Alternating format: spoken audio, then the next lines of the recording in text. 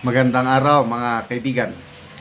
Bigyan natin ngayon ng reaction, opinion itong balita sa GMA News Online tungkol sa pahayag ni Senator Amy sa impeachment ni VP Sara na kung saan wala na, talong-talo na sila. Sila yung gustong-gusto na impeachment. Romualdez, I don't know with the president kung gusto ba niya o hindi. Sabi niya, hindi daw niya kagustuhan. Kaya lang, anak naman niya ang unang pumirma. Nakakalito. O ito, ang article ng GMA News Online. Amy, just accept that VP Sara impeachment has already failed. So, sino ang nagwagi? Alam nyo na, sino ang luging-lugi? Di ba may kantang ganyan? Ako ang nagwagi. Ito. Re-elected Senator Amy Marcos said that the bid to remove Vice President Sara Duterte via impeachment has already failed amid the postponement of proceedings in the Senate. The reading of the Senate of articles of impeachment by the House of Representatives prosecution panel against Duterte was initially scheduled for June 2 ngayon, but was moved to June 11 with the 19th Congress set to adjourn Senate Day on June 14 with Senate President Francis Chis Escudero citing the need to prioritize the passage of items in the administration's legislative agenda. Yan po. Dapat ngayon, binabasa na yung articles of impeachment. Para bukas, June 3, nabuo na yung impeachment court. Bakit biglang pinospon?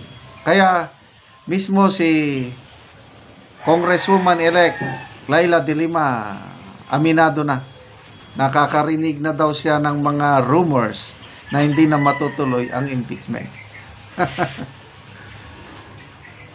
So ito ang sabi ni Senator Amy sa isang interview. Para sa akin, yan ang importante.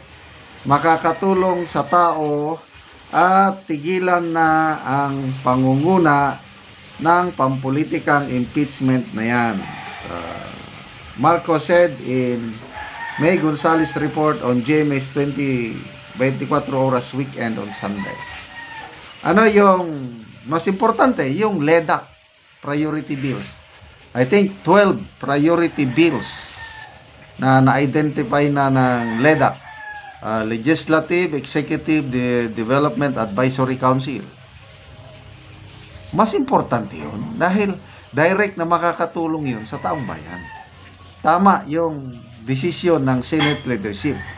Saludo tayo kay Senator Francis Escudero for prioritizing pagpasa ng mga bills na yan. Impeachment, sinong makikinabang? Di yung may ambisyon lang magpresidente sa 2028 para maalis nila sa VP Sara para wala na silang malakas na kalaban. Pero sa kabilang banda, sabi ni Senator Amy, bakit inuurong yung impeachment? Tanggapin nyo na. Lakas mang asar itong manang Amy nito. Tanggapin nyo na. Talo ng impeachment. Yun lang yun. Kahit ngayon, kahit sa Hulyo, talo na. Ganun lang. Kasimple. Granting na hindi inurong. Tuloy. Ngayon, reading articles of impeachment. Talo pa rin. Sa Hulyo na lang. Talo pa rin. Bakit? Numbers game ang impeachment Yung siyam na senador na boboto sa aktwidal, sigurado na. Kaya, again, bilib na bilib ako sa strategy ng mga Duterte.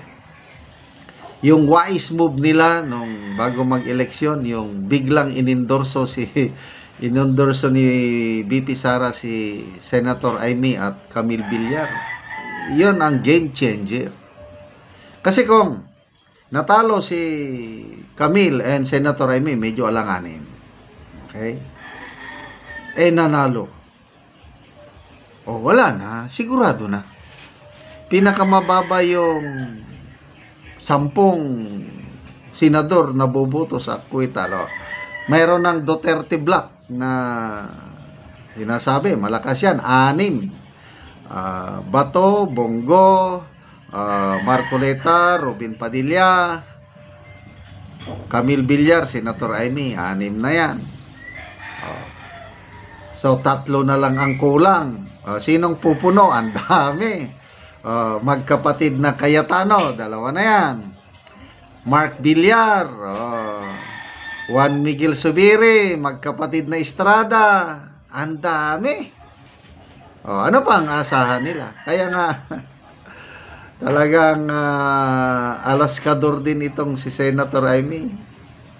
Talo na yan. Kahit ngayon or July, talo na yan. Kaya, kawawa si Congresswoman-elect Laila de Lima, gustong-gusto niyang ipakita yung astig niya bilang prosecutor. Ano pang asahan niya? Siya na mismo nagsabi na dead on arrival na daw ang impeachment sa Senado. Sayang din, hindi na tayo makakasaksi ng bloodbath. So, ano pa? Magbasa tayo sa mga comments, Kenred Jenikis, wow! Di sayang yung pinilit din kita last May. Good luck.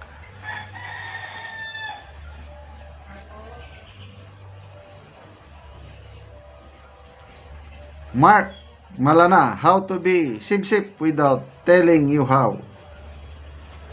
Roy Bonifacio, give the trial a chance so both sides will be heard. Only then we can say that justice is served. Yes, trial. Yun din ang gusto ko. Yun din ang mas gusto ng maraming DDS. Ituloy ang trial para makasaksi tayo ng bloodbath. But depende yan sa mga senador. Okay, salamat mga kaibigan sa inyong pagsubaybay sa ating channel. Nakakatulong kayo ng malaki sa Tribong Talaandig ng Bukidnon dahil ang sweldo natin sa channel na ito is pantulong natin sa tribo.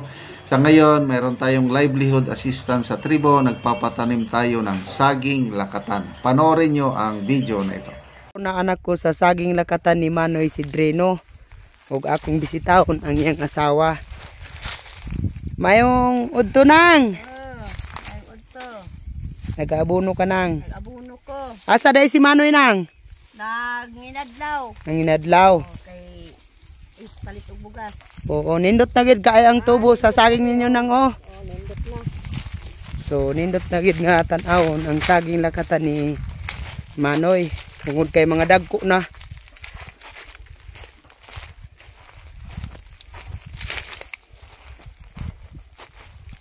So kami tanan nga nagtanom dinhi og saging lakatan 2,000 kapin na ni ang among tanom nga saging lakatan. So daghan-daghan na gyud og mga kita gid nato nga dagko na gyud.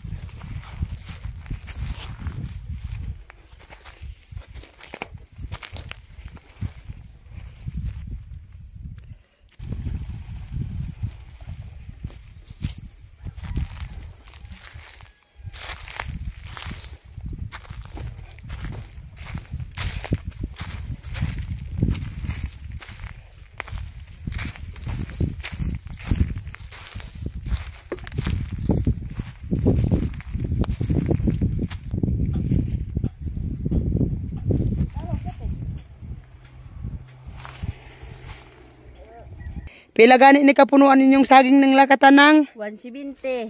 170 tanan. So daghan-daghang gyud. Oh. Og karon nang unsa imong maistorya bahin sa padayon sa pagpananom sa pagsuporta sa abono. Salamat sa nagtan-aw og video og labaw sa Ginoo nga Nagpasalamat jud ko kay naay nagsuportar sa amua padayon mi kay kuan ang ay among makasuportar. Salamat kayo Pati nang. akong mga estudyante. Oo. Salamat kayo nang.